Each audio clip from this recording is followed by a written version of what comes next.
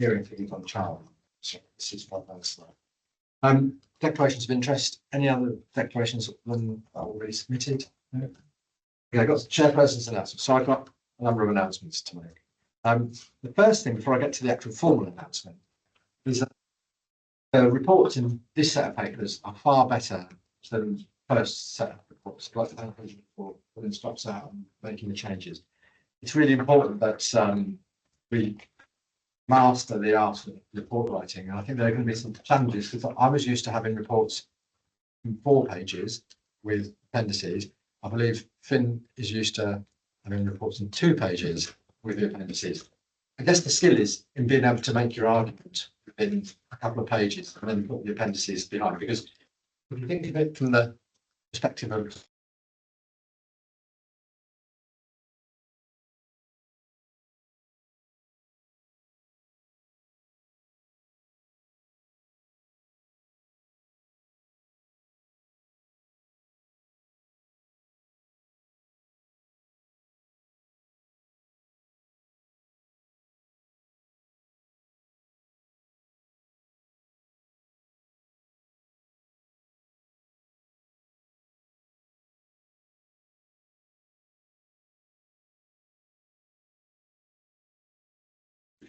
to that particular report.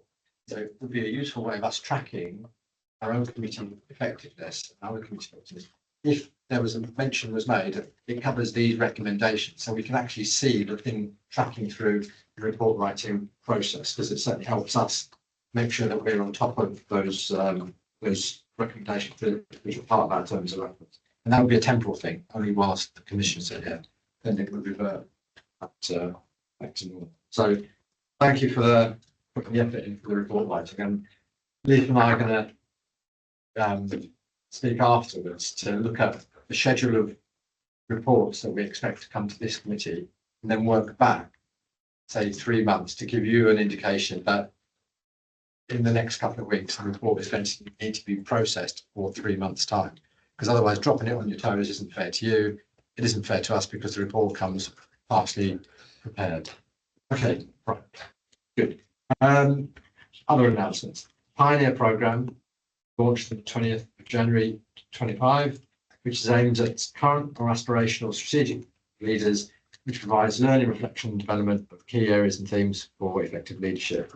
And 4 modules over the next 6 months, 9 from South West are on this programme. It's an all Wales programme. I gather Finn did the opening address, didn't he, down at wherever it was presented. And I've met the people when they were doing it. I think they were all looking forward to getting involved and taking a benefit from that. Second thing is the Fire Cadet Branch Manager and Instructors Pay Award, which is 2.5% agreed in December, backdated to 1st September, and will be paid in February salaries. That's right. Then we had our awards ceremony on the 20th of November. A number of people attended, a number of people didn't attend. We're looking at award and recognition in the broader sense, how that's managed. There's a whole series of awards. It was a well-attended event, but I think there's a lot of things that we can do to make it more relevant to more people and to bring it up to a current level of expectation of how these things are managed. We've got some recruits courses that are passing out. Whole time we had a course of 24 recruits, which going to be to go to that one. There've been a number of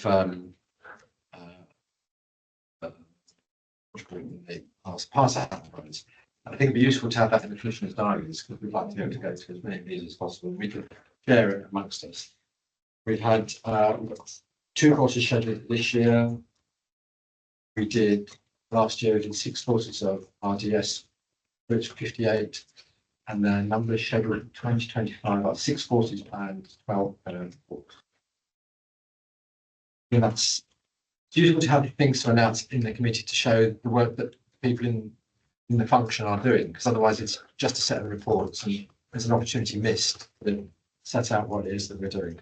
So moving on then, going into the minutes of the previous meeting, which is like to call anything on accuracy first on page three of them under page 1 of the minutes. 2 minutes, 3. Well, there were no outstanding actions from it. So we're going to move on to gender pay gap report. Gemma, that's you. Thank you. Okay, so we're going to our report here for our gender pay gap reporting, and we're asking that the commissioners approve this report at CNET Appendix 1 to be published for the 31st of March 2025. So under the Equality Act 2010, Regulations 2017, all public authorities are required to publish gender pay gap information by reporting percentage differences in pay between male and female employees. In Wales, we're going to say something then. Yeah. In Wales, we have to comply with very slightly different regulations, which is the Equality Act 2010, but Statutory Duties Wales Regs 2011. So that's just setting out some broader equality duties, and the focus on gender pay gap reporting is part of that, and part of advancing equality and fostering good relations. So I've mentioned that in 2.1 of the report. Just gives a little bit more detail on the difference between the England and Wales, just expanding slightly on what I said, and it's referenced again in Appendix 5 of the report in more detail, going through the legislative framework details, the scope and requirements, and the broader focuses. It goes on to the back, the next page, 136, where there are different obligations and slightly different context for your situation there. So in Wales, public bodies, including fire rescue services, must comply with that. And the deadline for the publication of this information for March 2024 is 31st of March 25. So we're looking at data that is almost a year back and comparing to the previous year's data. So the primary method of determining gender pay gap is calculating the difference between the mean, which is the average pay of men and women in the organisation. There's a list on Appendix 1, page 18. It's just an explanation of the different ways of calculating the data, the information that's required as gender pay gap. So the mean being the average difference between the mean hourly rate of pay of male full pay relevant employees and that of female. So it's just these explanations are a little bit more detailed, that's all. So we've got the mean, the median, the bonuses don't apply to us because we don't pay bonuses here. And then 6, the quartile bands, is the last thing that applies to us. So just to explain, so mean is average. The median means the middle. So in a big long list of all hourly rates of all males and females throughout the organisation, it's the middle pay in each of those lists for male and female. And then the quartiles, where we give the ratio or the percentage male female in the quartiles. The quartiles are a division, as you'd expect, quarters into 4 equal parts, after listing all employees in order of hourly rate of pay. So you get 4 equal bands of employees, but it doesn't produce equal pay scale ranges, if that makes sense. Yeah, so you'll have a lower patch at the bottom and then it'll move up. So the hourly pay calculations that we use are based on each individual's net earnings as paid at the date in question, and they take into consideration elements such as salary, allowances, honorariums, and salary sacrifice payments. So it's when we prepare the data, the figures on the data don't look exactly the same as you would say your salary would look. It's all factored in. So I know what I was going to say, sorry. I was going to just explain, just for clarity, that the gender pay gap and the hourly pay rates we're talking about here is not the same as equal pay. They're different measures different sets of figures and circumstances. So don't confuse that. We do in South Wales Fire and Rescue Service have equal pay because we have set salary bands and the same on Green Book or Grey Book. So if it doesn't matter if you're male or female, you're going to get the same pay. So this is a different measure to that, just to make sure everyone's got that. So you can see in Appendix 1 on page, I'll jump around a little bit, perhaps page 21, that's the headline. So the main gender pay gap figure that you'll see in the news all reported around the place is usually the mean, is the average that they're referring to. So our average hourly pay gender pay gap has slightly reduced from 23 to 24. So it's gone from in 23, 8.12, which is the figure in brackets, to 7.89. I believe that if we took that again now, it would have gone down again. So we've got that figure is in Appendix 1 on page 21, and then there is more detail then in Appendix 2 on page 25 and page 26. So page 25 is looking at the mean gender pay gap difference, and the table that's there is just a breakdown in money terms as well as percentages, because they can give you a different feel. And you can see then that I've shown in that table the difference between 23 and 24 and what the difference is in real terms. So you can see there's a little bit more there if you wanted to go into that. The explanation for the continued reduction, and it is a continued reduction which is referred to elsewhere, can be explained in a few different ways. So we have, as a service, employed more females over the course of this time period. The contracts at this snapshot date are they were 16.66% in 23, and they've risen to 17.33% of contracts as of March 24th. So you can see that on page 20 in Appendix 1, so it's the main thing about the contracts. They can be broken down. We can see the breakdown there below. And figures, looking at figures again for this year, we can see again an increase across the board, but that would be reflected then in the next gender pay gap report. Okay, so we've had a consistent rise in contracts. So we've gone, if I go back another year, 2022, there were 291 female, 23, there were 305, in 24, 328. So there is a steady rise over the last few years. There've been, if you look at Appendix 1, page 23, there's a bit of an explanation there of some of the different activities that we've been undertaking in order to try to continue to improve this situation, increase the number of female applicants and employees that we have. We've got some changes to our recruitment methods, if you like, and things like the Work Out with the Watch and the 5 Fit. We've had female only sessions. All of these things have contributed to making us a more attractive proposition for females. Other things on this list on page 23, for example, improving our maternity benefits offering, new learning pathways, the family-friendly service procedures that we do offer and we're continuing to enhance and work on, all assist in making the service more attractive to recruit and retain female employees.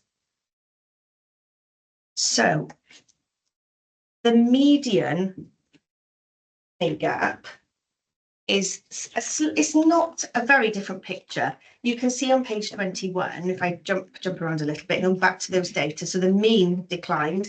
The median is a very slight increase from 6% to 6.33. I don't think this is significant. The median is just, because it's just the middle point in a big long list, it can shift up and down slightly depending on, you know, I might have had some resignations, you might have slight shifts with promotions and things that will slightly alter that figure. I don't think that slight increase is of significant concern, not when we look at the whole picture.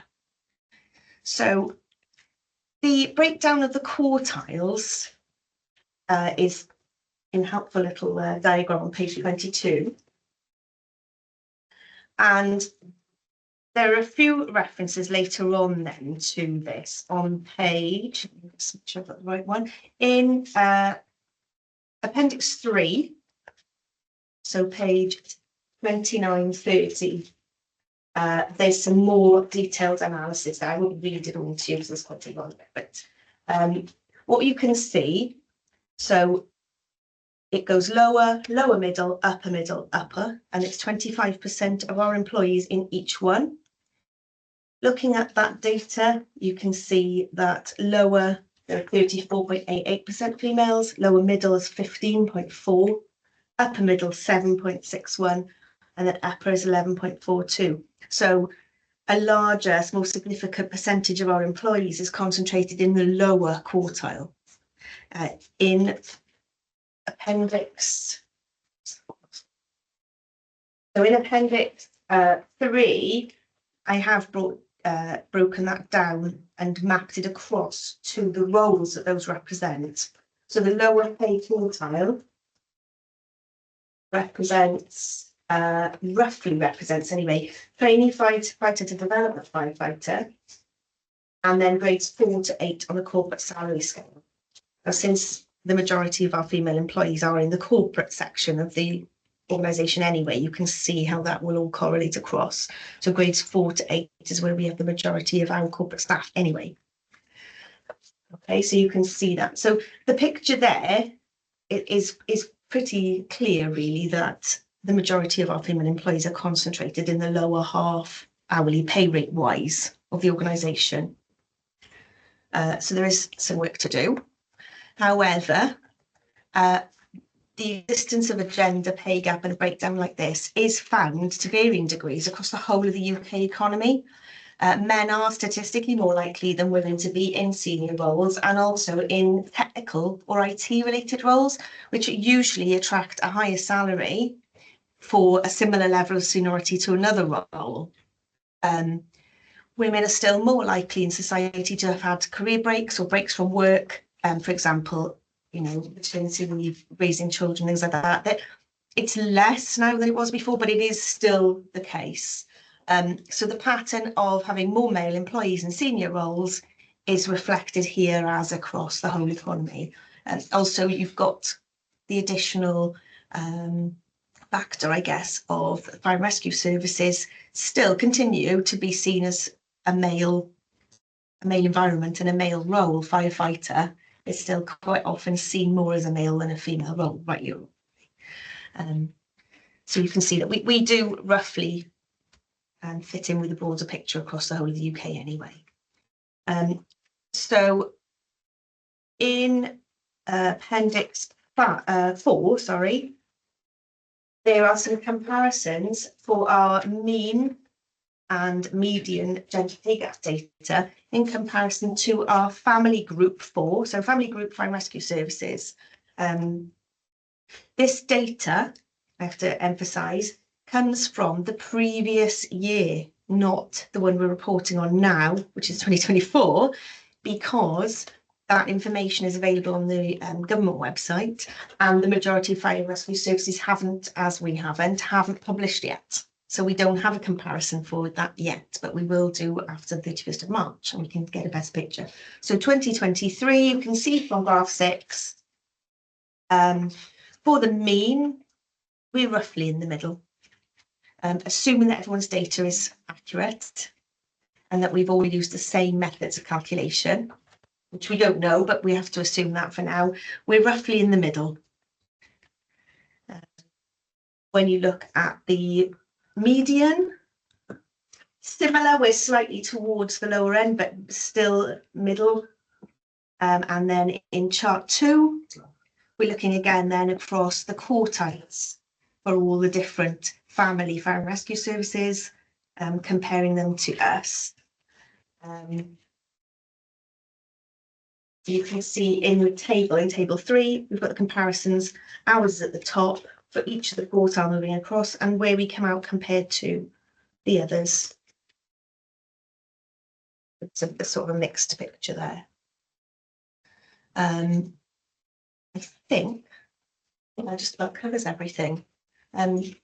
There's a lot more detail in here, But I don't want to spend an hour of your time reading it all to you verbatim. I don't understand. No. Well, thank you very much. It's a lot of detail in there, and part of the statutory reporting process, isn't it? So it has to have attached to it. I've just got a couple of points. Has anyone else got anything they want to ask? Okay. When we talk about these numbers of contracts held, are they whole-time equivalent contracts or are they all contracts? So so if you looked at whole-time equivalent or part-time, would you get a different picture? You might do, yeah. Because the numbers could be very different. Then, Yeah, you could break it all down. This is just on contracts, not whether they're full-time, part-time or anything. It's just so because we're looking at male, female, not number of hours. Yeah. So you could, there are lots of different ways you could delve right into this and get lost somewhere. And then you did mention prior to the meeting that on page 21 where you've got that table, that just the way the sentences are written, it gives the impression that that first paragraph below the table gives the impression that both of those things are positive when one is positive and one is negative. Yes. There's, I think, a little bit of sentence might have got chopped off in the mediaification. Okay. And then I wanted to just understand on the page 22, it's the lower quartile thing, £15.82 to £7.72. Yeah. Is that the minimum wage? I think it's because when we look at the raw data, it's what's the word for it now? It's like an adjusted hourly rate. It's not the amount they get paid. I thought it was quite low. It is, yes, I know, I saw that too. No, it's the way the figures have broken down for this. The auxiliary firefighters are included in this, and they get paid for it in a different way to everyone else. Right. And I think once you apply this set of sort of data extraction rules to it, it boils it down to a much smaller figure. I think it would help the reader then if we just had a note to explain, because I first thought we're below the minimum wage. Below the minimum wage. Yeah. I can do that. I'll add that in. That's Right, fine. thank you. My last point on page 31. Well, I'm really glad to see the comparative tables for family group. It's really important. And so, what is it that the good brigades or the brigades doing better in this are doing? Is it to do with their demography? Is it to do with initiatives? What? It's very difficult to see. When you speak to people from different services, people are doing slightly different things. Some people are putting a lot of resource into a particular area. They've got different demographics.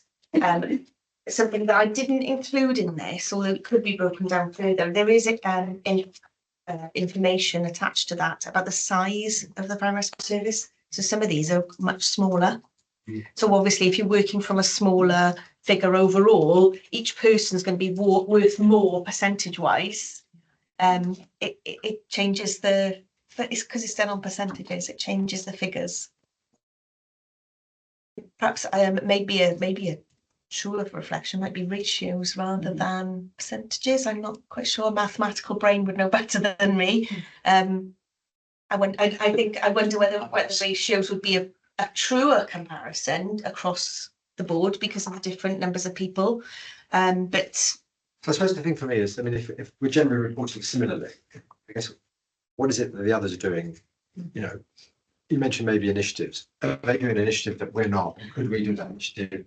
Or is there a context for democracy? It's about understanding why if we're in the middle, we're better than some, we're not as good as others. So how do we improve, and how would that affect what the reports or the view that Alison would then take to ELT to say we need to have a programme on this, and how does it get framed? we can reach out to people and do a bit more work on that. I wouldn't like to question other people's data particularly, but there are several different methods of calculating these things, and they do produce different results. I guess the point is, you seem to know your onions on this. So when you're looking at other people's data, you'll be able to make that extrapolation much faster than a layperson. Then you can say you think the data is X, or you think the initiative Y was, something they did which was good, and then we can have just help us understand. Because I think what we're very keen as especially is to have an approach that is pan the UK. you know, because expertise exists within the sector in the UK, we need to make sure that we if someone else has gone through all the hard yards of figuring something out, Yeah. I wouldn't want to assess that. We can certainly reach out to some of the fire and rescue services that look to have, I mean, some of them, some that I've seen are reporting positive and a gender pay gap, so that the women in the organisation earn more. That's quite a difficult thing to accomplish in a fire and rescue service, I imagine. So it'd be interesting to reach out to them and ask them, would they mind sharing some of their raw data with us? They may, Yeah. they may not, but it would be interesting, I I'll leave it think. with you. Thank you. You would want, I think you would enjoy that. Uh-oh. Right. Thank you, Gemma. Thank you. Right then, moving on then to the next report, item 7 on the agenda, page 37, sickness and absence wellbeing. Yes, so the report that is being presented today is to provide an overview on our sickness absence data, mainly for the financial year for 23-24. And where appropriate, we've got some comparisons on previous years and also comparisons with the other 3 Welsh Fire and Rescue services. I've also included some further analysis of the monthly sickness absence data for April 24 to October 24. So today's ask of this meeting is to note the content of the report, is also to comment on future work and challenges that we are facing, we'll have a discussion around that, and also to agree that we can provide a further report in the Marches People Committee, where we'll be able to draw on further research that we're undertaking at the moment, which will then align and help to form our long-term wellbeing strategy for the service. So just looking at the section 2 of the report for our analysis of sickness statistics for April 23-24. So just like to note that the figures provided are working days and shifts lost per full-time equivalent employee. So this is in accordance with our requirement, where we need to provide the Welsh Government with our annual statistics once a year. And in relation to the short-term and long-term absence, again, the definition of this is in accordance with the Corporate Health Workforce Indicators. So the short-term equates to less than 28 days, and long-term absences equate to 28 days and over. So if we just have a look at, so we have seen a steady decrease in our sickness absence over the last 3 financial years, which is shown in Appendix 1 of the report.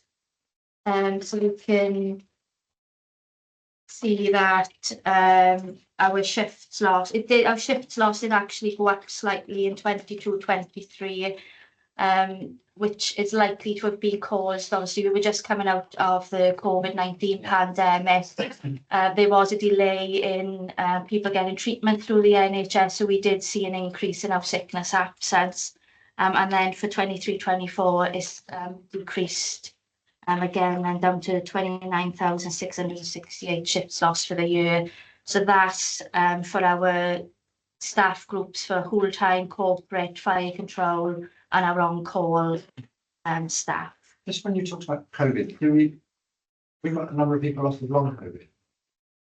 That's a sort of different element of sickness going forward. Yeah, so we haven't got anybody off at the moment. We do have individuals who are experiencing long COVID, but we've actually been able, they have had periods of sickness, but we've been able to get them back into work and put reasonable adjustments in place to the system in the workplace whilst they receive that ongoing rehabilitation. So I met someone who got it, and I didn't have any understanding of what they were going through. I was quite taken back by the debilitation but the ability to put reasonable adjustments in makes a significant difference. Yes. Yeah. Okay. So if we take a look at the whole time number of shifts and day lost per full-time equivalent employee. So again, that's reduced for the financial year 23-24. So we reported that that was 13.1 days lost per employee in comparison to 14.6 of the previous financial year, 22-23. There's been a decrease as well in our control sickness absence. So for 23-24, we reported that there was 22.1 shifts lost in comparison to 45.4. So it's pretty much halved from the previous financial year.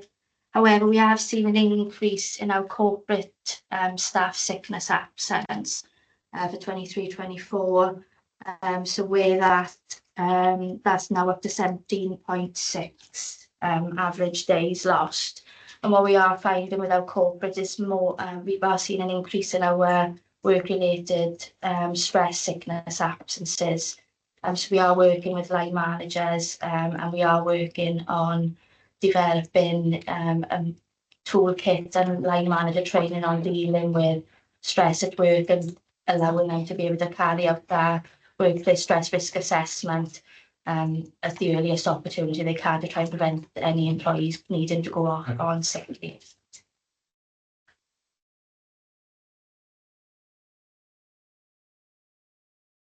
Okay, so just looking at our long-term and short-term sickness absences, which is in Appendix 1, Figure 4.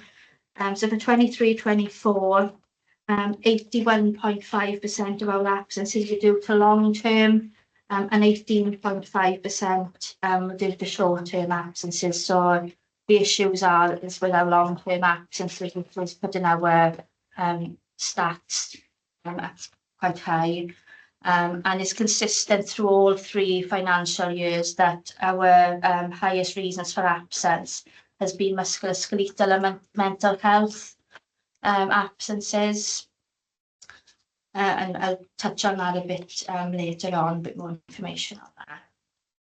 So just looking at point 2.3, which is just to give you an analysis of the sickness absence for the 1st of April 24 to the 31st of October 2024. So unfortunately, we have seen again a slight increase from April up until October. So in April, our average number of shifts lost per employee was 8.42. And by the end of October, that had increased to 10.63.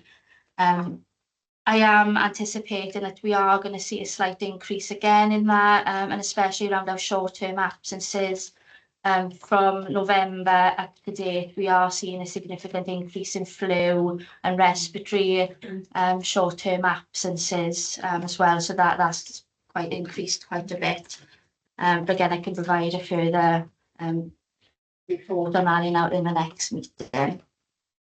Again, the total number of absences has also increased. So in April, we had 231 absences, and by the end of October, that had increased to 282. And so we've seen a decrease by the end of October. So there was 69% of our absences were long-term, but our short-term by the end of October had already gone up to 31% of our absences. So there's a slight increase. And again, like I said, musculoskeletal and mental health by the end of October still remained our higher reasons for sickness absence. Just touching on ill health retirements as well. So 2.4. So over the last 3 years as well, we've seen a significant increase in the number of our ill health retirements. So in 2021-22 financial year, there was 4 ill health retirements. That then doubled for 22-23 to 8. It significantly increased then in 23-24, where we ill health retired 14 individuals, and that cost the service £488,628. For this year so far, up until the end of October, we had ill health retired 9 individuals, which has cost £425,000 so far for this financial year. The reason we are seeing an increase in the ill health retirements is the challenges we've got around redeployment. There is, more so for operational staff, is the lack of opportunities for operational staff to be able to be redeployed into alternative roles, to allow them to remain in work rather than being ill health retired off. We're not keeping them and utilising their skills in other areas. So that we are working, myself and Lisa, that's part of our future work, that we've got a meeting scheduled now in the next couple of weeks to look at ways of that we could look at creating. You should reference that in the talent management thing. You've got expertise and knowledge leaving the organisation. Yes. Or just need to make sure make sure the roles aren't so rule bound that there isn't that transference and reasonable adjustments. Some of us work in the BA school, but they don't need to be an operation part. Yeah. It could have been. Yeah. Previously. It's like okay. And just a last point to touch on around the analysis. So I've done a bit of comparison around the other 3 Welsh Fire and Rescue services, and this service has the highest level of sickness compared to our counterparts in Mid and West and North Wales Fire Service. Based on revenue. So it's based on the number of days lost. Looking at the staff, our control and corporate staff are pretty much on par. We've got the same amount of employees. Our full time compared to the other services we have got a lot more full time, which is why we will see that increase. We will be slightly higher for the whole time staff because we've got a lot more employees. But our corporate and control, we've pretty much leveled the number of employees, but we're still higher than those 3. The other 2 Welsh Fire and Rescue services. So just to touch on our challenges, obviously why our sickness absences are so high. So it's ultimately probably still down to waiting times in the NHS. Whilst they have improved, we are seeing people still waiting for treatment on the NHS, which they've been told it could take up to 18 months to 2 years to get that surgery or treatment that they need. To be able to allow them to return to work. If we, like I said, the lack of opportunities for redeployment, so if we were to have these more opportunities, we could be looking to get them in, whether it's a temporary redeployment or permanent redeployment, that assists with their rehabilitation, and whilst they're waiting for this treatment, then to allow them to go back to the substantive role. And like I said, other challenges that we are seeing an increase in ill health retirement, which is costing the service quite significantly. So our future work going forward to try and alleviate all these issues. So I've created a welfare and wellbeing dashboard where we collect all our sickness data. So we are collecting a lot more than we have done previously, which is now in line with the NFCC's draft health and wellbeing framework. So going forward, we can then look at reporting into the NFCC so we can get a wider understanding of how other fire and rescue services across England as well are looking compared to our service. And it will be an opportunity for us to work with them as well to look at ideas that they may have, which we can introduce into our service to help reduce our sickness absence. That data then that we are collecting is going to help form our wellbeing strategy going forward. So members, I'm also the chair of the All Health Delivery Group. So a few members of the group met 2 weeks ago, where we actually took a deep dive into our sickness absence to look at the granular detail and the background as to exactly why people are off. So my colleagues in the stats team are in the process of writing a report with our findings from that meeting, again, which I can bring to the next people committee, just to give you a bit more of an understanding of where we are with our sickness absence. We are looking to put a business case together as well for the introduction of a private healthcare for our staff. I know Mid and West Wales were looking so we were looking to jump on and come together then to get our private healthcare. We had a meeting with them last week and they put it on pause for the time being, but we were going to continue for a better look into that and how that would look then for the service. I had a meeting with them yesterday and it might be back on the table. All right, okay. I'll get back in touch with them now. No, we'll continue move forward with it. Yeah, we'll continue to move forward with it. Our occupational health unit as well, they're in the process of implementing a patient management system.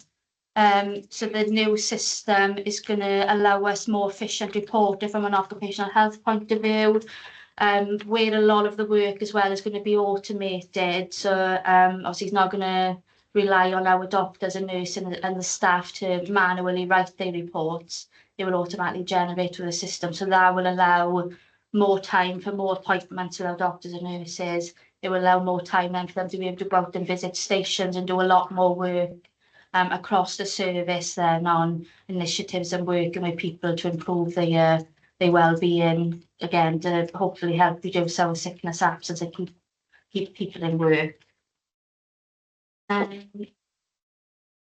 I'm currently reviewing our welfare attendance management procedure also. So it is in a draft version at the moment, but it's going to be more of a supportive approach and more structure to when people get welfare meetings when they're on long-term sick. So it'll give us that opportunity for early intervention to be able to put, if we need to put reasonable adjustments in place, modify duties, look for redeployment to get them back into the workplace sooner rather than later. So again, that will hopefully reduce our sickness absence data.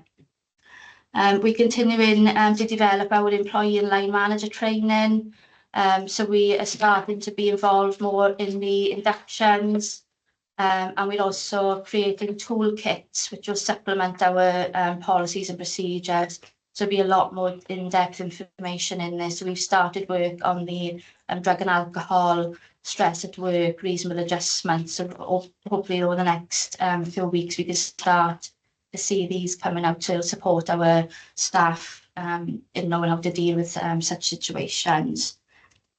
We're also looking to put a business case together as well for the introduction of flu vouchers. So as I mentioned, we have seen a significant increase in our colds, flus and respiratory sickness absence.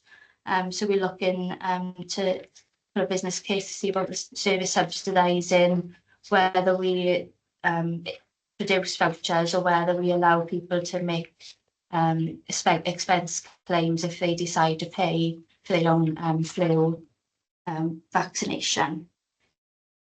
And then going forward, so my colleague in the stats team, we've looked at potentially putting a target on our sickness absence data.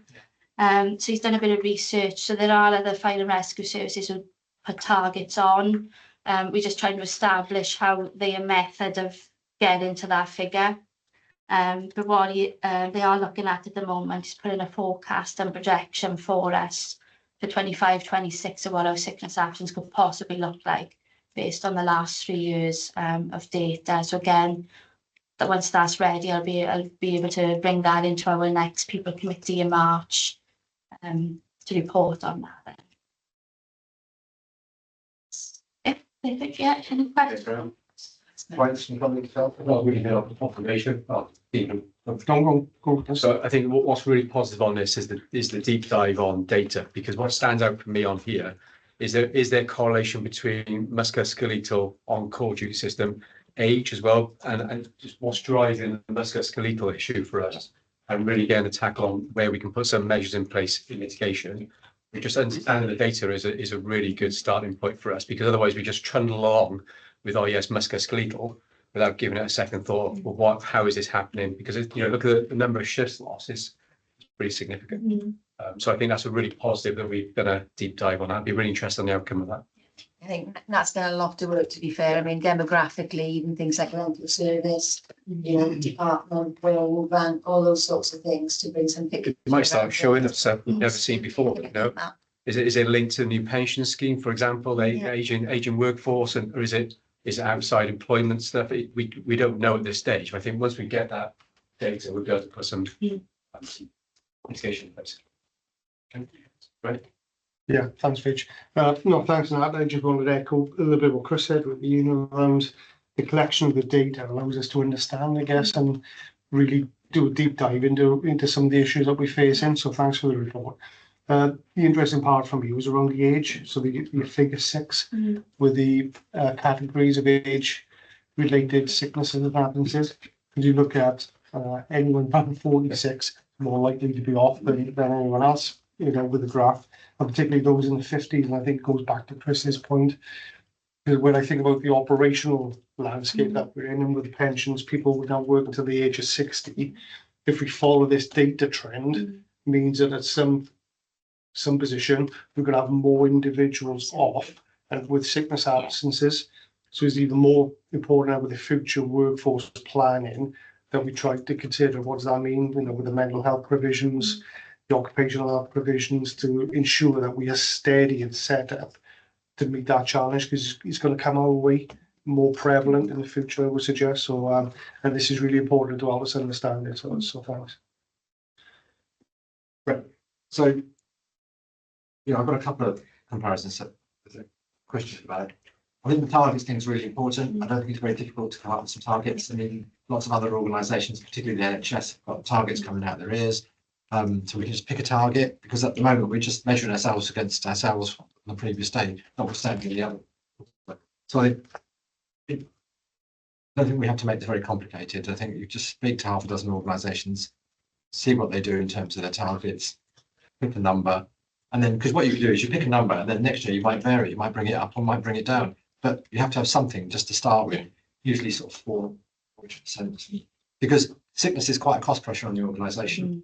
It's an inefficiency for us. I mean, notwithstanding there's a lot of pain and suffering and discomfort, it is, we are setting up an organisation paying a huge amount of money for unavailability. So we just need to look at where we can maximise availability.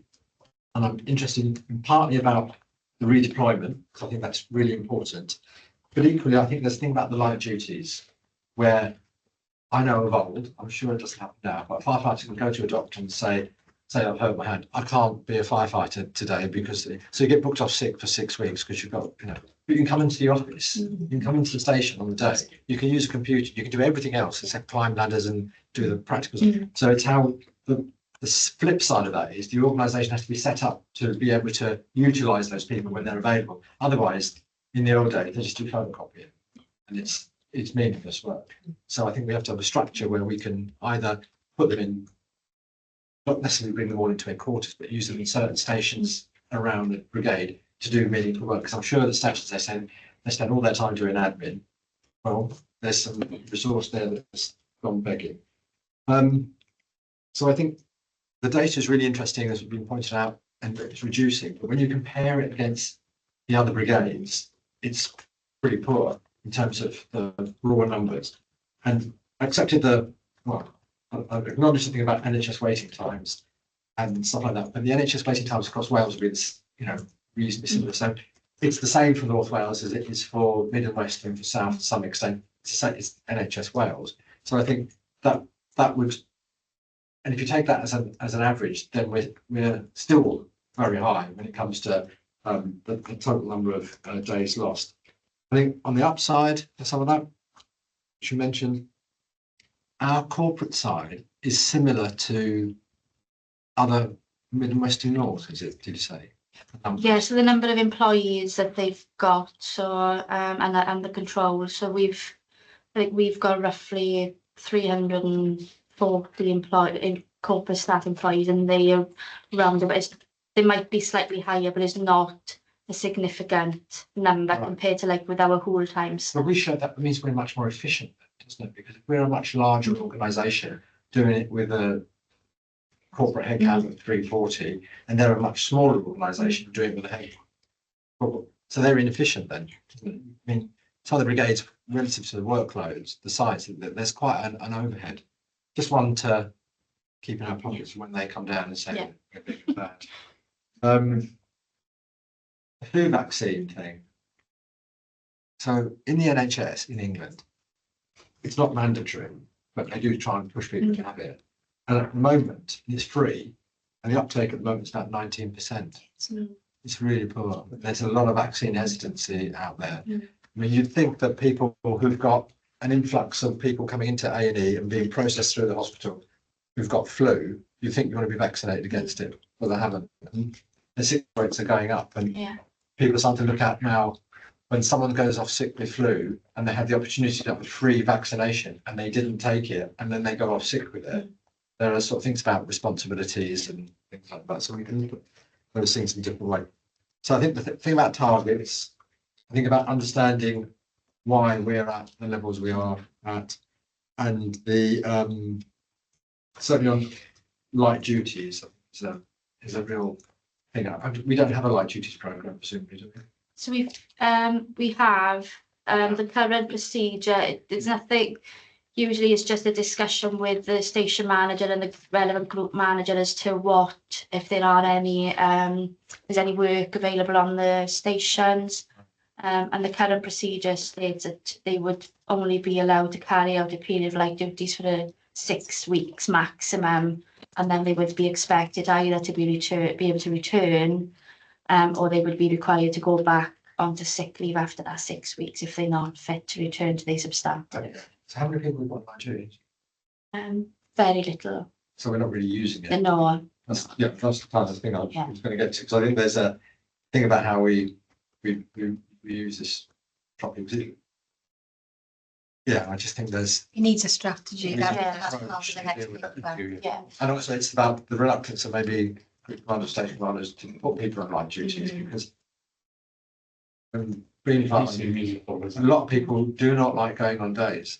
You'd think if you said to people who are on days you're going to work nights now, they've been really upset about it. By getting people off doing night shift, it's quite difficult. The challenge going from 224 to a 9-day fortnight, unless you're ready for it, be quite a culture shock. Okay, so there's a lot to go out here, and I think it'd be really useful to look at the report and the impact of the wellbeing approach and see what the data tells us. But by the type of questions you're getting, you know what's going to come the next time. We're going to want to see what have we done about these things and targets, and so just thank you.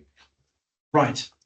And in terms of the decision, it's for noting, aren't it? Yeah, it's just a decision to come back into the next meeting with our findings from the research that we currently undertaking. Okay, agreed. I just need to make sure for the process that Scotland knows the gender pay gap report was accepted and we reported back to the commissioners for the sign off. Right. Talent management, over to you. Right. So this report is presented to formalise a talent management programme. It's linked to the current Step Forward talent management project. And the report's purpose is, one, to note the content of the report for information and awareness, whilst acknowledging that some initiatives are in their infancy and require further consideration and wider consultation. And that we agree some of the recommendations that's in the report.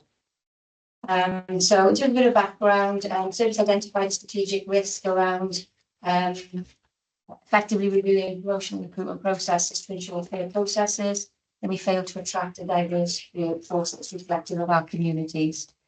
There's talent management and the talent loop, which is referenced in Appendix 1, interacts with many of our service processes, which includes attraction and our employee value proposition.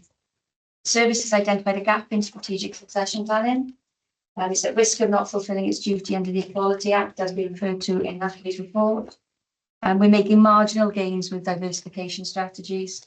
We've got a well-established apprenticeship programme for Grey Book, less so for our Green Book. So there is an apprenticeship programme there, but I think there's a lot of work we can do to develop that and sit more. We're experiencing an increase in the erosion of skills and experience and corporate knowledge. And we currently don't offer a work experience programme, a provision for 16 to 18-year-olds. So we've got the cadet programme, and when they finish that, there's a gap in what our offer is. A formal approach to graduate placements or internships, direct entry or fast track career progression. The proposal for discussion today is around one, work experience. So there's lots of information in the appendices, which is there for you to read, but implementation of a formal work experience program and virtual work experience. Historically, a lot of apathy or resistance around the work experience program has been around health and safety concerns, particularly operationally. And then corporate, then it's been more friends, family come in, do a bit of filing, see what it's like to be in an office rather than true meaningful work experience. So the paper would recommend the development of a work experience program and virtual work experience. And so enabling us to engage with underrepresented groups, improve our community engagement, and then hopefully the diversity of applicants as they move on through their life cycle. Apprenticeship programs, so again, further developing on the Green Book program.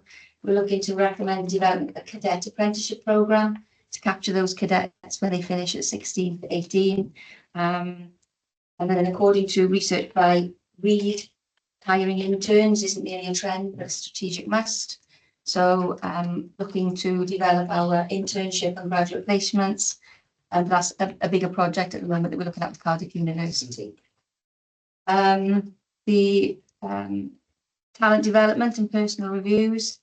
PR is an essential process, not only from wellbeing, but identifying talent, potential successors.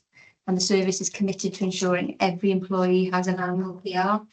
At the moment, we are struggling to get those PRs completed. So in order to support the organisation, we are recommending that all line managers are mandated to complete a masterclass in conducting PRs and handling different organisations, so that those PRs are not just a tick box exercise, but they're of quality to give us data to then manage talent and identify opportunities for cross-functional transfers and development. Moving back then to what Natalie was talking about earlier around medical redeployment. So at the moment, we've got an initiative to create a medical redeployment pool. And the report is recommending that the service conducts an evaluation of any vacancies that arise. And before proceeding with a campaign, to look at that medical redeployment pool to see if there's an opportunity to redeploy more formally. With some training, there needs to be some skills match, but could there be a skills uplift to enable them to transfer into a different role, and therefore retaining the existing expertise and skills they've got as knowledge in the workforce. Moving on to succession planning and preparing the pipeline. We've got specific specialist roles in the organisation that have a real impact on business continuity and or our statutory regulation or obligations, such as treasurer, finance, payroll, ICT and safeguarding. The project will identify such roles and ensure succession planning is in place. One of the recommendations of the report would be to cease one of our current practices of advertising externally where a successor for a specialist role has already been recruited following a competitive process as part of succession planning. So what we've got at the moment is, particularly around apprentices in fleet and engineering, is we will recruit an apprentice through a competitive process. When they've completed their apprenticeship, there is then another recruitment campaign and they could be displaced. So it's causing to a labour turnover and a loss of skill that we've invested in and not been able to generate that return on investment. But does that mean that someone who's better skilled, better able is going to replace them if they've been beaten at a competitive process? Potentially, however, if we've got faith in our apprenticeship programme and our talent management programme, then you're potentially throwing the baby out with the bathwater. You're not getting that return on investment of your time, the money, the nurturing. But would it act back to us as an indicator that we need to put more effort into the apprenticeship programme? People from outside are competing for a particular role, better skills, knowledge and attributes than what our programme is delivering. Should we be tuning our own programme? Potentially, but that's not the experience that we're finding. So we're losing apprentices that are coming to the end of their tenure, being faced with a recruitment process. We're losing them because they're having to go through a competitive process. They're making a choice to leave because of that. Direct entry. So the NFCC suggests that direct entry could be a valuable tool to provide diversity through skills and experience. There's more detail in Appendix 8, but more consideration and consultation is necessary in relation to that initiative. Similarly, fast track career progression. So His Majesty's Inspector of Constabulary and Fire and Rescue Services It's found that some services are falling short in creating an inclusive culture, as we know. So again, research has identified schemes aimed at accelerating progress of staff into leadership positions, such as fast track are less common. So again, there's some more research, consideration and consultation needed in relation to that. Implications of the proposal is positive implication for the community as ideas diversify. And then, as you alluded to earlier, the Morris report, it links to recommendations 30, 33, 39 and 54. And then we cover here the risk of not meeting our statutory obligations, risk of skill erosion, no longer be able to improve the gender pay gap, not discharging our duty under the Equality Act, and not being recognised as an employer of choice. So evaluation, we've got a gap in strategic succession planning and personal development, impacts recruitment, retention, employee engagement. The benefits of the programme will be improving future employability, identifying nurturing talent, enhancing creativity and adaptability, removing barriers to entry, and a leading employer of choice, and outreach and engagement with underrepresented groups. In reference to the Morris Report recommendation 54. We would look to improve diversity during attraction, lower staff turnover, increased return on investment, increased pool for promotions, employee engagement, lower sickness absence, lower grievances, high performing workplace, and increased engagement statistics through the PRs. There's a reviews. So the recommendation is that the Commission please notes the content of the report with information and awareness, acknowledging some initiatives are in infancy, and that you agree to the recommendations.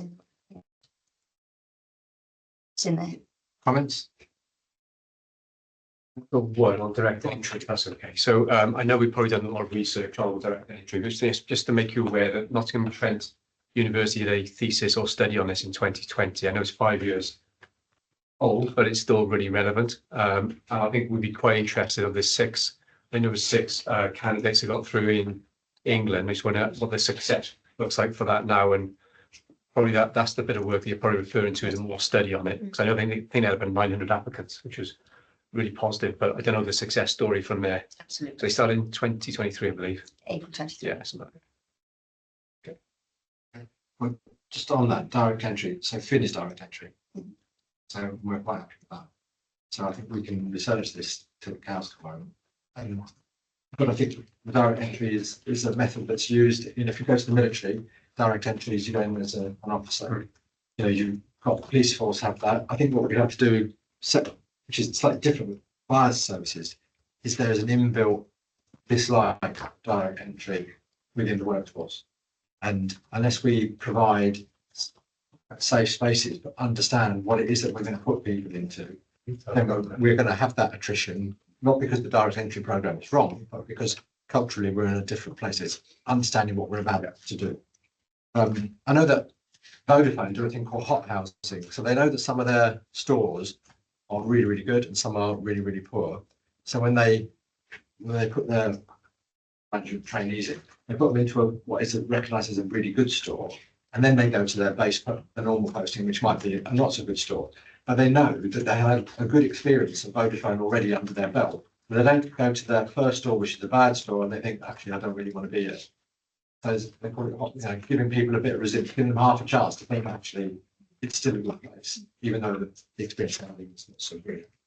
I think the thing about, we talked about looking at certain roles where we've got concerns about being able to fill in finance and ICT, but we've also got opportunities in fire engineering.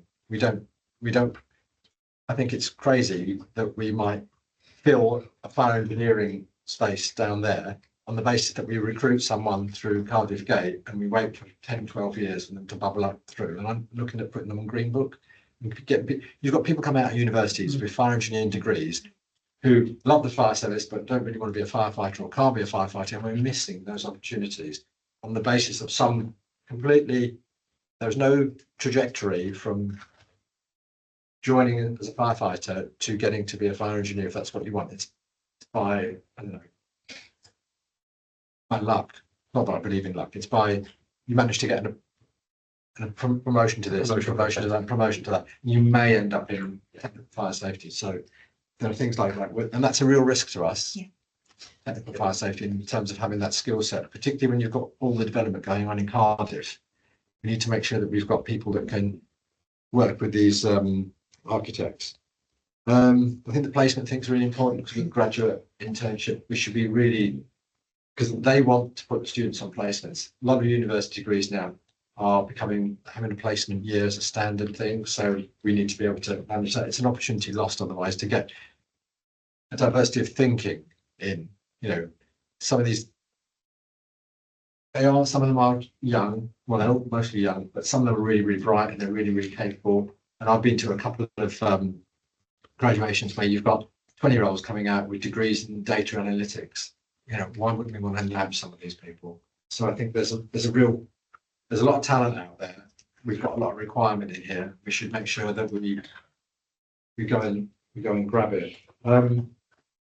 Think about the masterclass and PRs and difficult conversations. When is that scheduled to go out? What's that? I think, so it's at the moment, it's a choice. So line managers can choose whether they book on those masterclasses. What we're proposing here is it's mandated that they must go on it. Okay, so that recommendation then? Yeah. Didn't read it as a recommendation.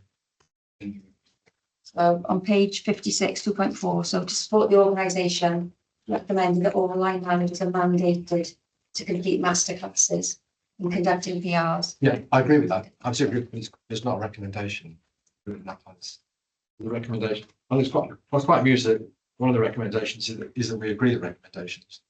But the recommendation as it's written here says that we note the content of the report for information and awareness whilst acknowledging that some initiatives on the require further consideration. But that's a decision now, isn't it?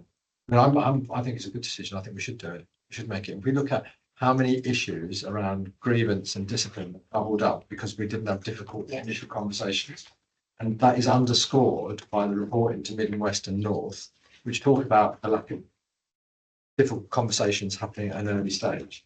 I think we should make that. Just be aware of what mandatory means. Because if we have mandatory and we end up with a 70% attainment, what does mandatory mean? The mandatory can get hijacked. What are you going to do if you don't do it? What are we going to do if you don't do it? Make part of the promotions process. Yeah, that's what I mean. So there needs to be leverage in there that, you can't be signed off unless station commanders PR can't be signed off unless they've completed their PRs for their junior staff. And you end up, you've been having conversations with people, why haven't you done it, why haven't you done it, why not? So the levers are important. Yeah. And I think there's a thing, I think the apprenticeship thing is good, we're growing our own, but we also need to be able to attract in talent from outside. So one is not exclusive to the other. It's a whole piece approach. And like I said before at the start, I like the fact that we've got these recommendations from Policy Review for the time being attached to reports. And if we do that as a consistent thing, and I think that's really helpful in terms of us managing progress and continuity against recommendations. And I think I saw something in the NKV report saying, I wanted to ask a question, have commissioners made any decisions? Well, I'd like to answer that, but at least we can say, look, right. Anything else on that? I think one of the things I think is quite interesting is that at the pre-meet, we really do kick the tires on this a lot. So when these reports come, a lot of the stuff has been answered that we would ask. So I think the pre-meets are really, really important. And I think that's why it's even more important that these are scheduled so that these reports are coming up rather than get caught on the hoof. Right. Okay then.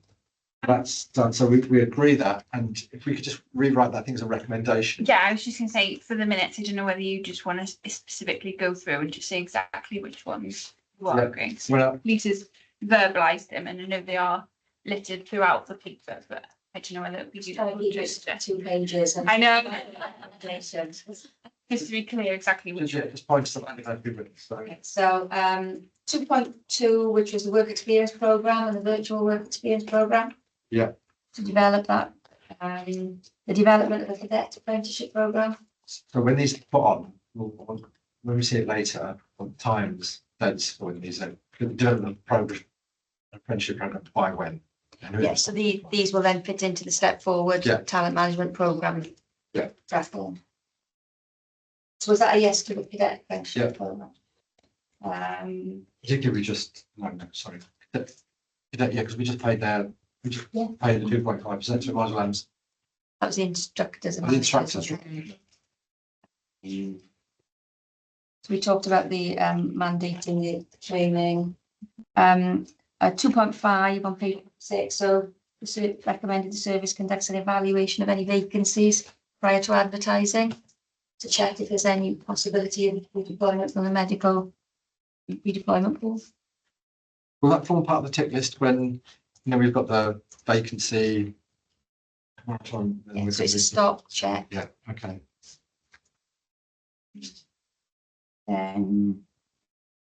There was the recruitment, so not needing to recruit if somebody's already gone through a competitive process to be an apprentice or a successor. So I think we do that and time that for 18 months, 2 years, and then review it. Yeah.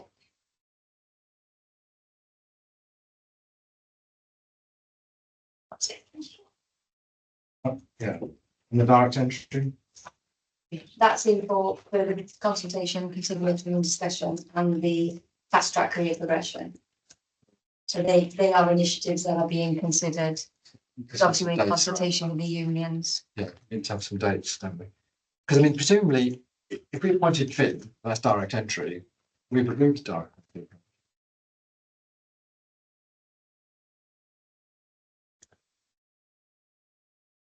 Asking. You came straight in directly. There's a bigger piece of work. Oh, within I the get- union, I guess, so I guess. Positioning this top. We've actioned it, not just agreed it. So, we've made decisions through it. So I think using that as a lever, that's bring the policy up to date with what is current practice. I know what you're saying. I know we're talking about. It may be a specific post. Yeah, I think this is the wider context now of, so I think the consultation is going to be critical for this It one. is. yeah, but we don't need to spend forever and a day. There's No. your consultation, 21 days, get it out the door. Will we be prudent here to include North and Mid and West in this conversation? At some point, I think. We can include them, but we don't have to wait. No, doesn't wait, no. Yeah. Okay. Right, moving on then. Anything else? Gabby, is that? No. That's it. Item 9, recruitment and promotion overview. That's me.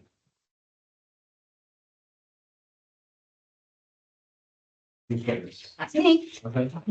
Okay, so yeah, recruitment and promotion overview 2024 up to present day when the paper was published. So the report mainly is for information and content, but hopefully some reassurance moving forward and discussion. So first thing really just to kind of address is that the last 12 months have been challenging when we look at recruitment. That has predominantly been down to the operational drivers and need to move quite quickly within our recruitment processes. And we have had depleted resources within the people services team to be able to action as quickly as we would like. We've worked in existing processes, what we've always done. So not reactive rather than proactive, which is where we very much would like to be, that vision. But it has been a challenge somewhat. Lisa's touched just now on the talent management report, which looks at supporting and providing a structure around organisational resourcing and talent management. So that should help us moving forward. That being said, the last 6 months we have made some positive moves, and we look to drive some initiatives going forward. So we've introduced 3 new boards. First of which is a job evaluation board. I know we discussed job evaluation in the last people committee. But looking to resource that heavier so that we're not going to have that skill fade, because previously only 1 person was able to complete a job evaluation within the service. So now we've got 4. It's 4, I think, isn't it? 4 of us. We meet monthly for the job evaluation board, and people within the service know then if they've got a post that's up and coming that either needs re-evaluating for some reason or is a completely new post. They've got set time where we book in a slot per vacancy every month. Just to give a bit more structure and clarity as we move forward. We've also got then the recruitment planning boards and the operational promotional boards. The idea with that is that, again, we've always been reactive and we haven't got a forward planner of when these recruitment processes might be or need to be. So we will look to have a monthly recruitment planning board and a monthly operational promotional boards in collaboration with the head of ops. Just looking at, I guess, the up and coming needs of the department and what that looks like to better serve our operational colleagues. So that's the boards. The other thing that we have done is people services, also known previously as HR, human resources, have gone through a restructure. That's looking to then provide a better service, I would say, to everybody within the organisation.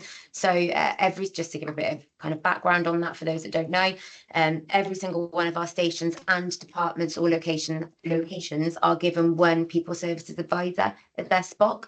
So that goes for everything from wellbeing with Natalie through to recruitment, discipline and grievance, kind of more of a holistic service rather than the silos that we used to work in. The idea with that in terms of recruitment is that there'll be consistency, and along with the boards that we've got in place, we'll be able to kind of horizon scan as to what's coming and reduce the silo working that we've seen in the past. There are, and they are in the appendix 3, 4 and 5 as well, a draft recruitment and retention strategy, a policy and proposed KPIs, so key performance indicator dashboards. So we are looking within the people services to really bring in data moving forward. And that's kind of at every level, so we can see where the trends are, we can see where we need to be better, and but more importantly, we can give our operational colleagues a steer as to what their recruitment looks like in particular to this section, and highlighting areas of retention. If we do need to look at a particular department where the turnover seems to be higher, and that we can break that down further into a gender analysis and an age demographic analysis as well, just to highlight trends.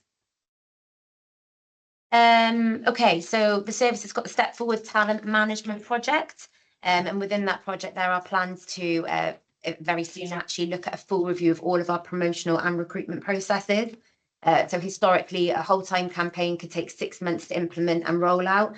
And what we have always tended to do is be a little bit on the back foot with that one. So we're looking at streamlining our processes, discussions around, is it annually, is it biannually, all those processes now, could we do rolling recruitment?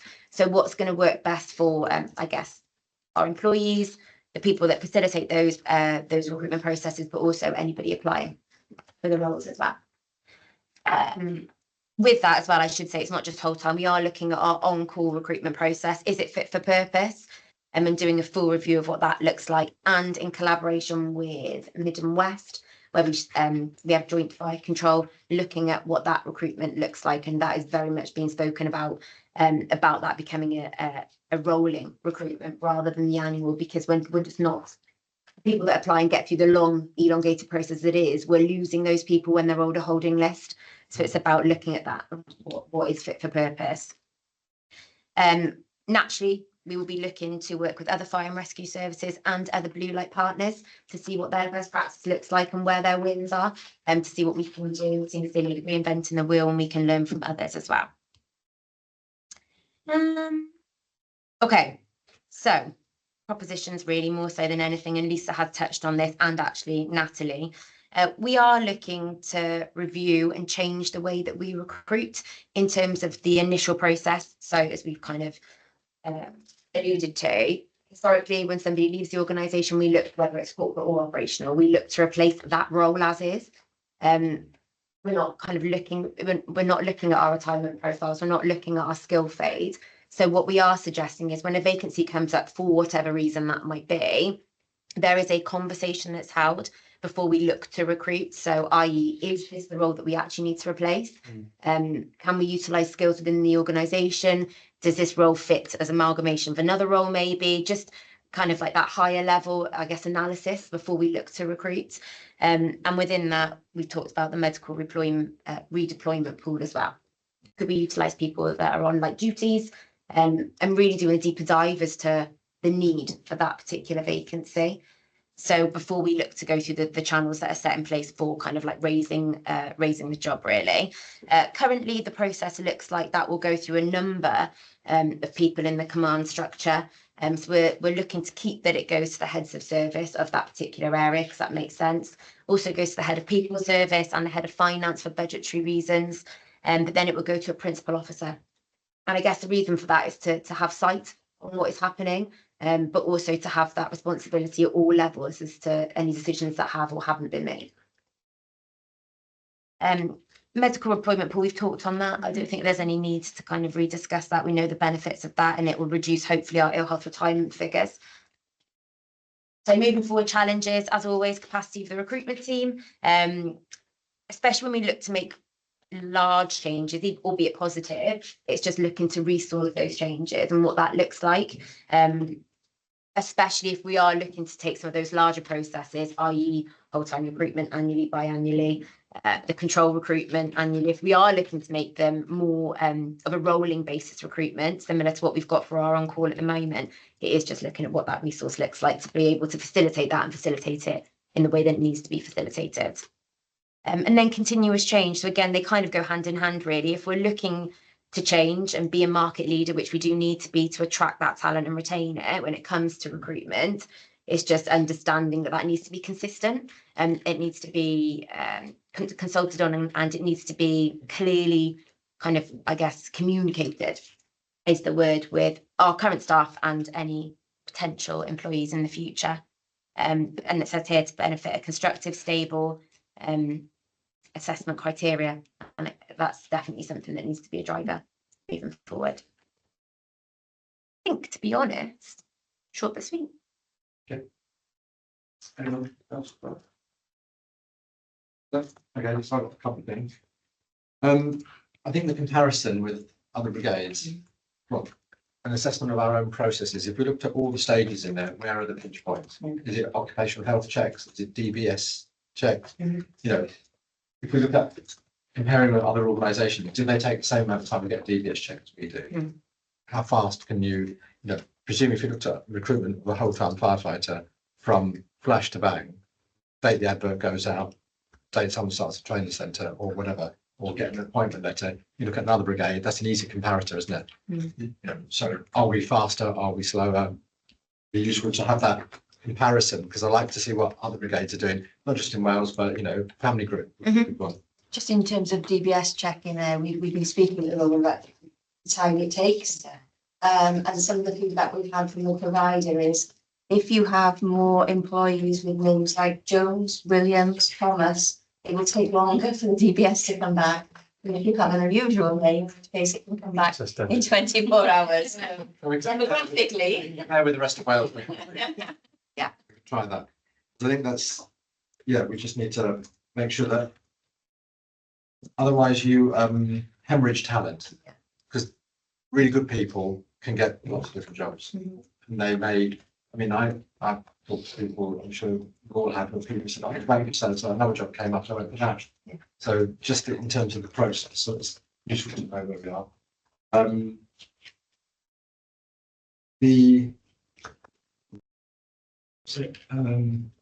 Recruitment. So is all recruitment done through the recruitment team?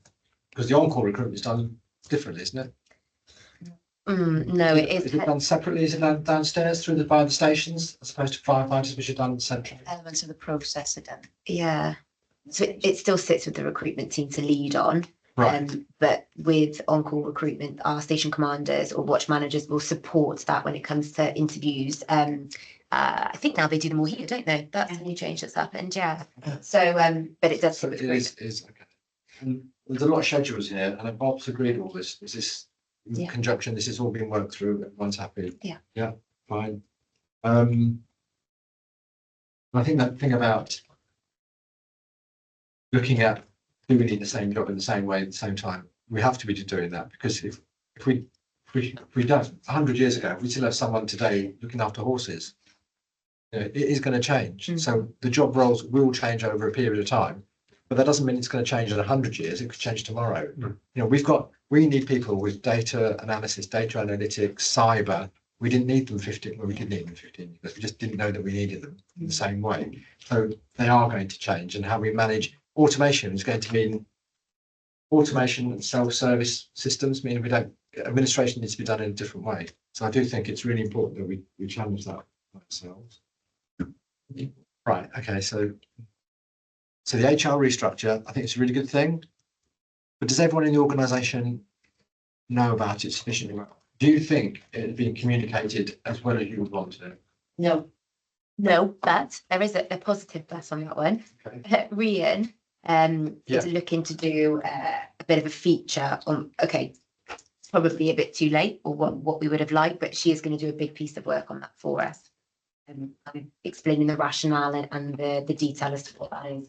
I think historically we've been reactive to media, internally or externally, or communication. And I think this demonstrates it's really important to get on the front foot. And when you're doing restructures, plan in at the same time what your comms approach is going to be and how you're going to get the initiative out there. Because it's much better for a restructure to land on ground that's already prepared rather than restructure land where people go, oh, what's all this about? There's been numerous attempts to do that, Yeah, but it's been hijacked by other activities. Yeah. So there was meant to have been a middle leaders event at the beginning of last year to do this, and other agendas took over on it. So Yeah, just the comms bit's really, really important, very important. particularly in the digital space. Get people finding out, ideally you want face-to-face, because people like face-to-face. But for those people who are not there, on leave, whatever, rotated differently, if we have it put online, it was videoed or whatever, then people could, then they can't say, I wasn't there, I don't know. There was a responsibility there's a responsibility on the organisation to provide information to individuals. There's also a responsibility on the individuals to seek the information, which means we have to be able to provide it in multiple formats. And as Finn would say, you want to be able to access this stuff on his phone. What conversation with this? We've got an update on that. Right, so thanks for doing all the work on that. Right, anyone else got any comments? No, okay. Moving on then to 105, item 10. That will be me. Thank you very much. So the purpose of this report is to provide an overview of all the diversity, inclusion, cohesion and equity advancements that we have made in the period. And the ask today is that you know the contents of the report and of course any discussion and a bit of reassurance that work is underway, of course. So the aforementioned people services restructure, as talked about in 1.11, is there to really, on the DICE point of view, now means that our people service advisors have responsibility for DICE, whereas previously that was sitting with one or two people. We've upskilled all of our people services advisors so they can provide that specialised point of contact. That's really, really important because then as they partner with their unitary authority and their departments, they can start to understand that if something new is being introduced, new initiatives, they can request to see equality impact assessments and that understanding of what's going on around the service so that those considerations are made. There's been an update. We're now with induction, so there is a DICE input at all inductions, and that spans various levels in the service. So from new recruits all the way up to station managers would get a DICE input. So there's an understanding of the key messages and expectations and understanding around DICE and what that means. And we've also relaunched and launched a new network. So we've relaunched our inclusive workforce group and with an explanation on how that feeds into the general governance structure in the organisation, so that feeds into the culture and connections group. And the inclusive workforce group now, with its relaunch, it's really, really important that we get involvement and buy-in there so that staff voice can feed into all that we do on the DICE agenda. And we've also launched our DICE Champions network that launched just before the festive period. And that is with the ambition of being an individual in every department and station when it grows, and so they can be also an elevated point of contact and someone to discuss DICE, what's going on, and that's a network that I will chair, and we will meet with quarterly to get the key messages out there to as many staff as we can. And we've also boosted the Neurodiversity Partnership Network. So that is a network that is designed to support people in accessing reasonable adjustments. And when it comes to the neurodiversity, so we've just trained up more partners and purchased more licenses so we can boost and start to celebrate that network and the support that we are providing there.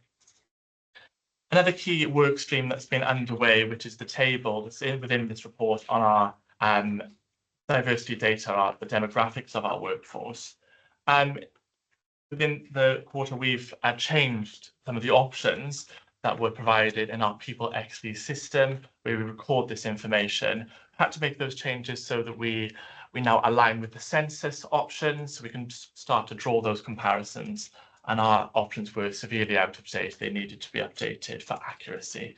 And so that has been done, but that brings with it challenges in the sense that anyone who would have provided their information using perhaps a red herring or an out-of-date option, that data has since obviously been lost because that option has been removed.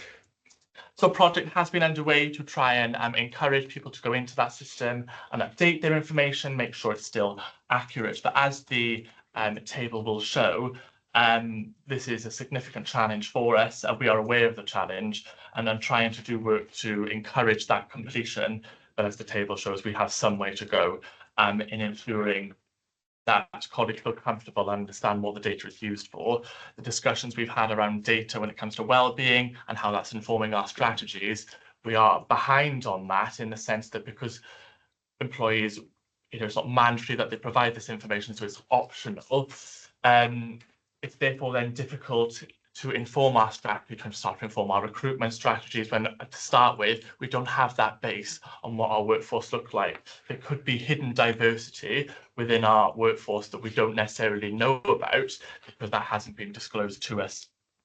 So we're very aware that that is a massive work stream and that we need to ramp up. But within our restructure now, our people service advisors, when they partner with the Unitary Authority and their departments, that will be a key performance indicator for them to see how, within your Unitary Authority, what's the progress been like. I have found that a personal approach explaining there is hesitancy, perhaps if people don't know what that data is being used for. So within our media and comms campaign and that personal approach, the explanation as to what this information is used for and how we utilize it to make benefits, if we're quality impact assessing the work that we're doing as a service for ourselves and for our communities, an understanding of who we are and who our communities are and how we could impact them. It's really, really useful. Therefore, we need that information to know that. And similarly, the level of prefer not to say responses is significant. So hopefully that campaign will try and reduce those as well as the blank responses that we currently have. So work is underway there. And I'm happy to update as that goes. So we have also mapped all of the Morris Report recommendations to our strategic equality plan and our inclusive action plan. And of course, diversity and inclusion is a step forward programme itself. So with that mapping, all the work that we do in the DICE team and people services more widely is being mapped so that recommendations are being ticked off and we can, as our reports go forward, match those, like you say, but also so that we continue to meet our obligations under our strategic equality plan, which is important. And that's broken down into our services and infrastructure, our culture and our people. And as the report shows there, I won't read every single bullet point that has been popped in there, but there is work being undertaken in all those areas. I'm happy to answer any questions on that. So there's lots of future work there. So on our DICE strategy and our engagement strategy to navigate work streams and to push the DICE agenda into everyone's responsibility, and therefore our inductions, as I've just mentioned, understanding of their roles and their responsibilities in creating the culture that we all want to work in. We are reviewing all our literature when it comes to DICE, when things through guidance with the British Dyslexia Association to ensure that all our policies and procedures are friendly to read for all our staff. And lots of training is being created and delivered to managers and on reasonable adjustments, but I'm also discussing with our learning and development team training that's going out on a range of characteristics and all this stuff so that people can't say they haven't had the training. We need to start supporting our colleagues to understand their responsibilities and the work that they can do to create our inclusive environments which we all want to work in. Also short from sweet from me, but I'm happy to answer any questions on any of that. Questions? Observation, I think one thing which really it's my heart is understanding our people. Mhm. And I know at the moment it feels like we're flying a bit blindly because we don't know the demographics of our own staff. Absolutely. I know it's a bit of a wicked problem, and I know we're not alone on this, but what do we feel the main barriers? Is it a holistic approach of can't get access to the system? Is it a trust issue?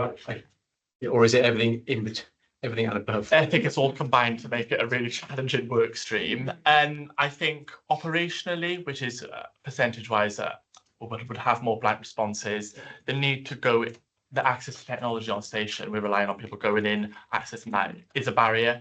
I can, get media campaigns, but when are they seeing the media campaign? And then if I'm not there on station, are they then going to go in here, understand, but then go into a set room on a VDI and go and do that? And it's also on a system, our People XD system, which perhaps they access infrequently.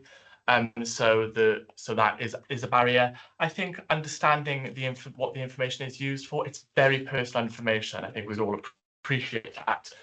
So explaining the purpose of the information, what we're using it for, to essentially benefit the workforce and our communities and start creating policies and procedures that work for everyone. That piece and explaining that is key. And I think people will be hesitant to give it if they're not understanding what it's being used for, and obviously how that falls in line with our confidentiality duties and the way we do that.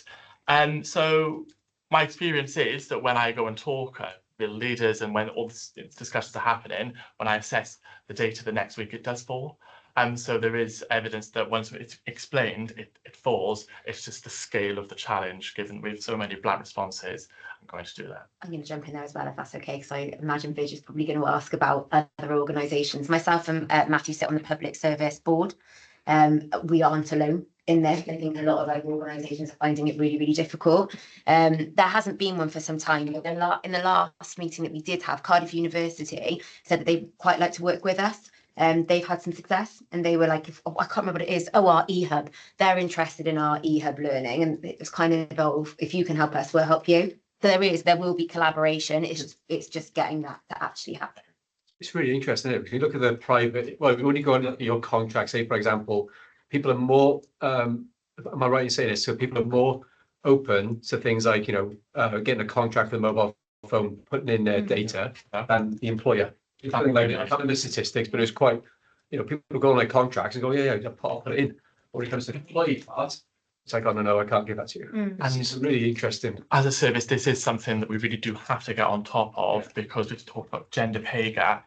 There is talk within the EDI sector of ethnicity pay gap, disability pay gap. So, gender pay gap is slightly different in the sense that we have to have that information for HMRC purposes. So sex and age have to be provided. So that's not an optional. So they'll be for all our employees.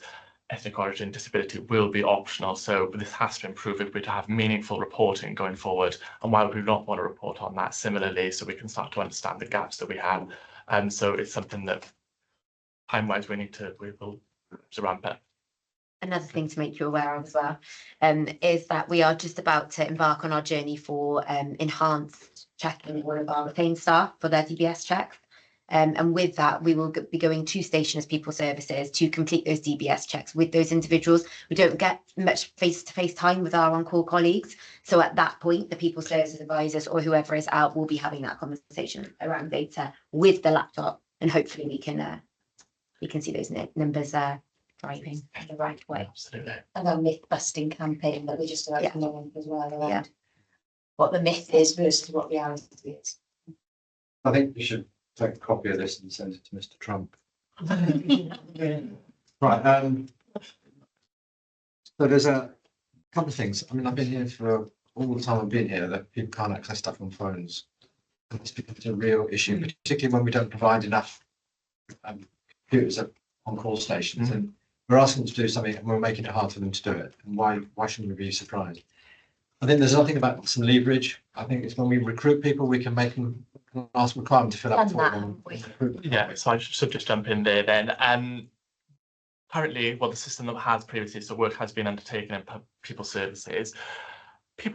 We've found that people are quite are comfortable to give that in an application form that often comes in, the equal opportunities monitoring is normally filled in, we were finding then people would start with us and we'd lose that data. They'd just start with full blank responses. Now, if you're an on-call firefighter and you don't necessarily need to go in or briefly do it, and you don't find that section, you'll stay blank for your life journey in the service. So we have altered the system so that it has the ability, whilst it's kept from the recruitment process, that equal opportunities now follows the employees. So if they're successful, when they're activated, that's pulled across. So they start with their data.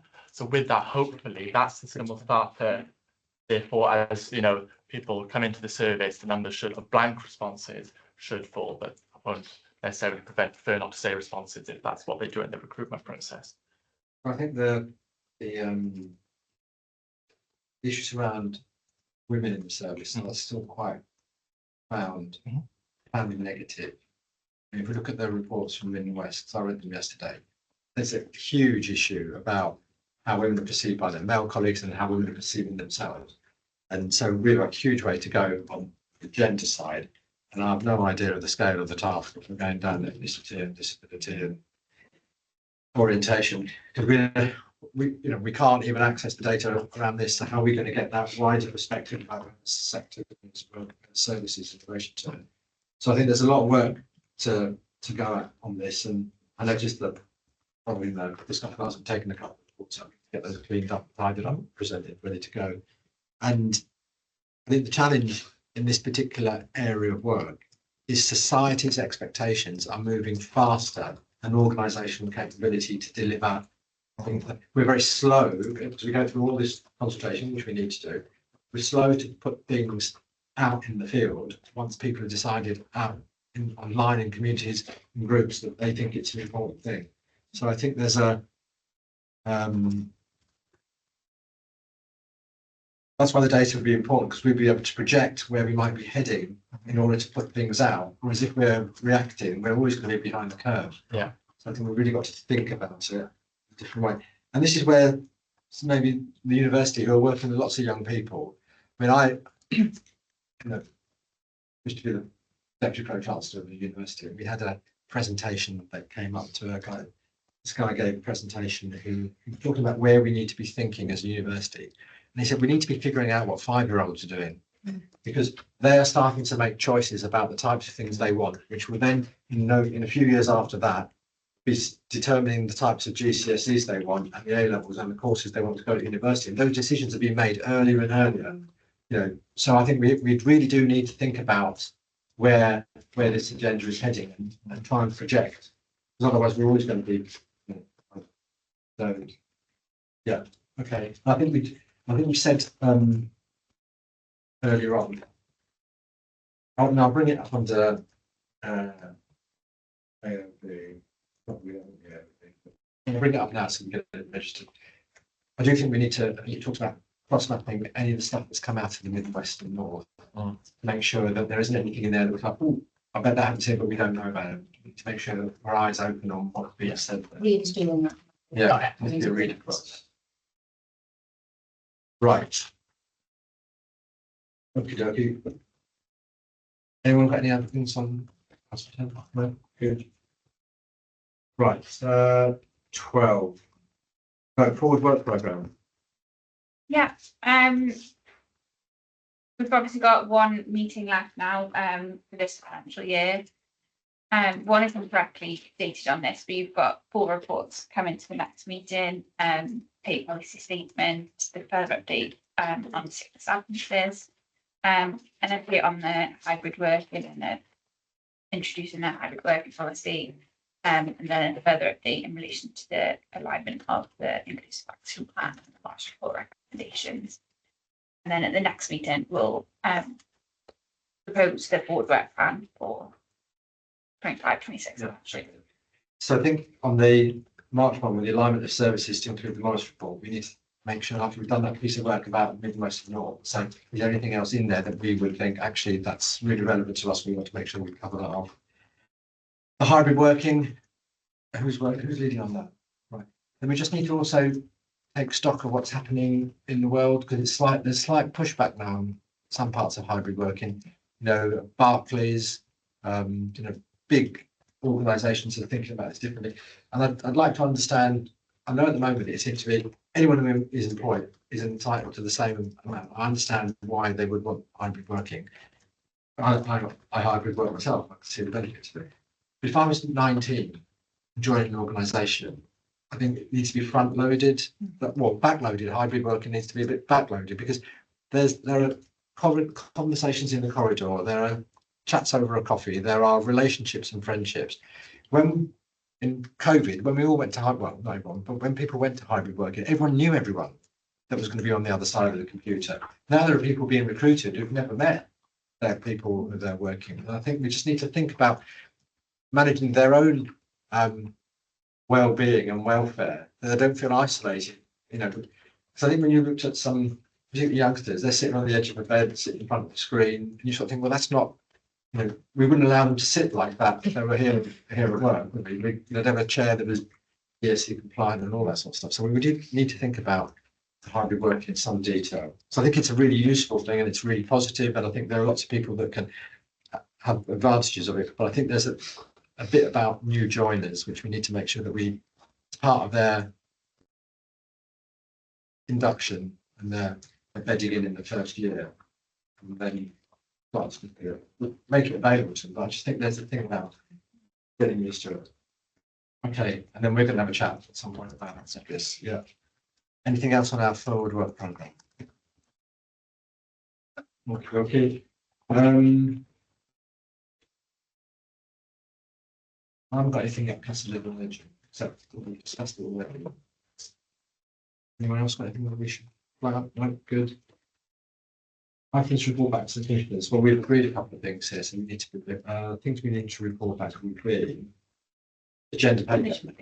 Yeah. I think I'd like to make some sort of comment about the sickness report and how we compare with the rest of the roles. And then we should put something up about the dice coach.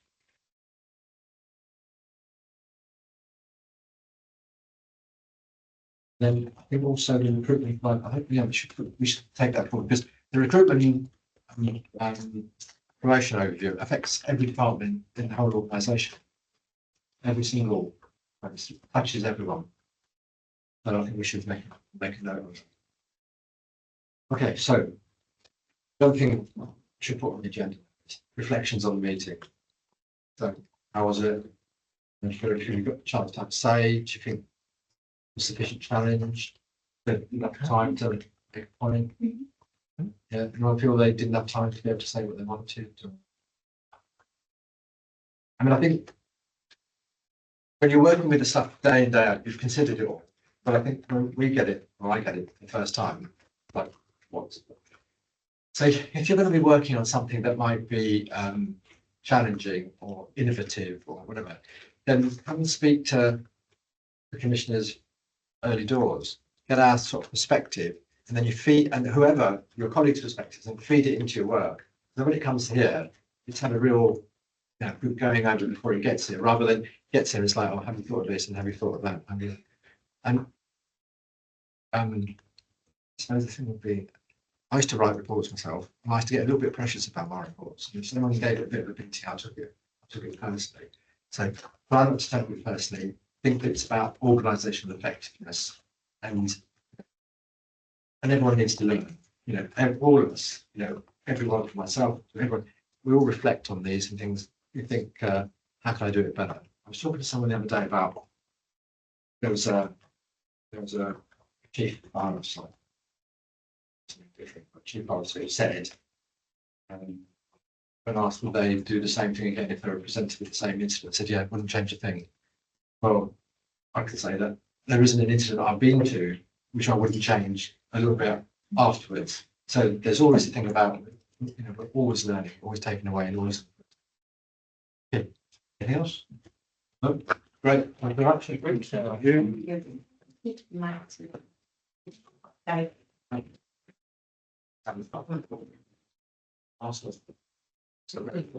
you.